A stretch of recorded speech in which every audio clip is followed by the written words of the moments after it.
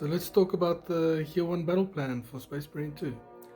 So first off, looks like we're getting some PvP arenas and some battle boards, sparring arena stuff when the game launches. That's pretty cool. This whole bar here, this is for every version of the game. These are all the people that bought them, like the regular version and the gold edition and all that stuff. And like this bottom row here is the season pass, so some people who bought like the gold edition, ultimate edition of the game will already get these. These are more cosmetic stuff, which is how you should do microtransaction stuff these days. I don't like locking away content from the people who have already supported you.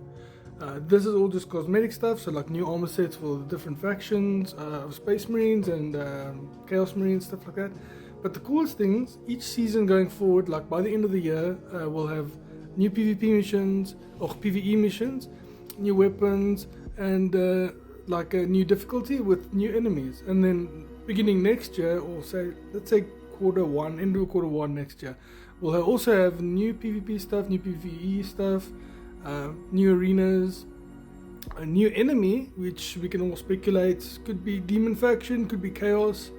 They won't bring back Orcs, I don't think, but Orcs would work well with the new system of AI that they're using. So I can speculate that that's what they might do. But I do think the next one we'll get, more than likely, because we've already got Thousand Suns here, and we've got Tyranids in the current game that's going to be launching day one.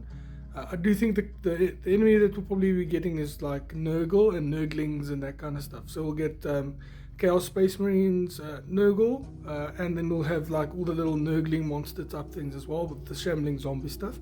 That would be my guess. But the thing is, they're not like super fast or like more shamble towards you like normal zombies, but they'll be a lot tougher. But the Nurglings will be like fast enemy that I think we'll get. And then in season 4, new enemy, Horde mode. I'm really excited for Horde mode.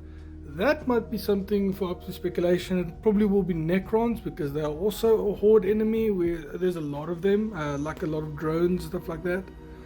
Not sure what else they'll do. They can't do Eldar because lore-wise there's not enough of them to swarm. But again, they might even do Orcs again. If they do Orcs again and they're more badass than the original game, that'll be so cool. Because they also have room to make these like cool, awesome Mega Nob bosses, and also use the Killer Can type enemies. That would be very cool if they actually use that as one of the enemies that they do for the updates. But again, the cool thing about this part of here, the season pass stuff, it's all cosmetic. So it's like armor tints and paints and like armor pieces and like heraldry and that kind of stuff. The big one here is the Dark Angels getting like a big like push in their like heraldry stuff, their cosmetics pack that you have to buy or whatever. But I do think what I do want from this game, I do think it would be cool is if they add Emperor's Children, because from what I saw in the release of the Chaos Space Marine for the Eternal War mode, there is no Emperor's Children. I'm a big fan of Emperor's Children from the Warhammer books, stuff like that.